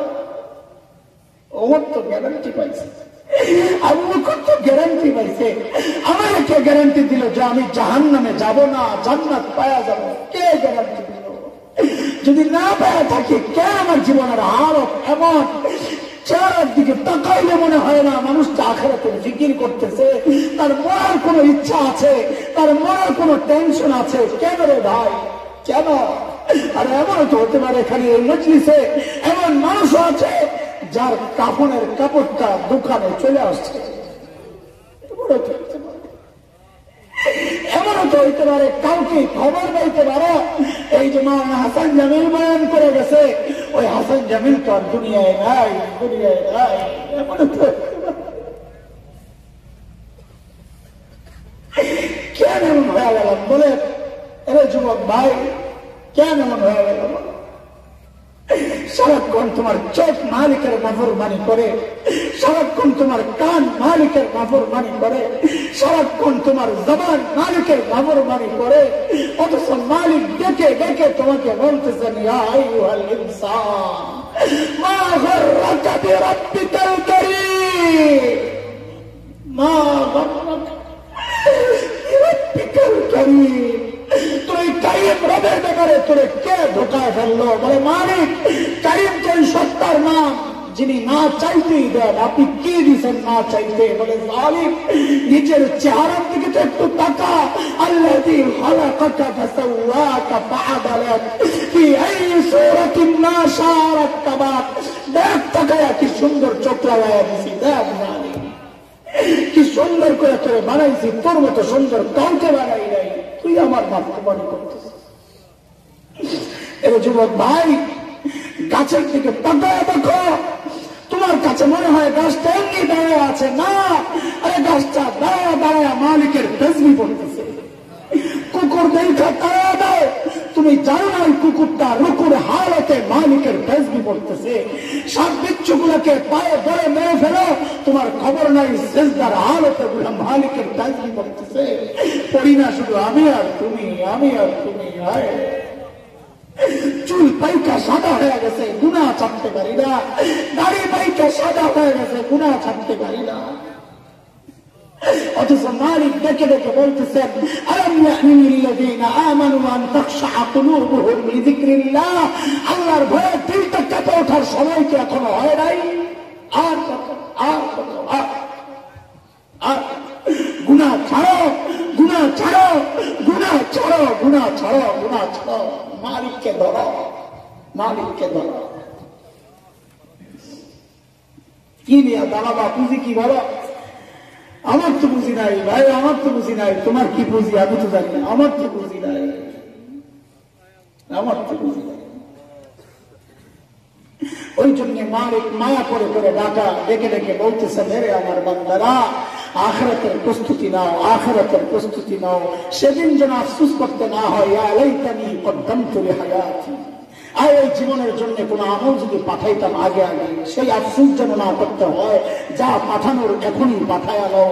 মালিক বলতেছেন ইয়া আইয়ুহাল্লাযীনা আমানুত্তাকুল্লাহ ওয়ালতানজুর নাফসুম মা কদ্দামাত লিগাদিন ওয়াত্তাকুল্লাহ।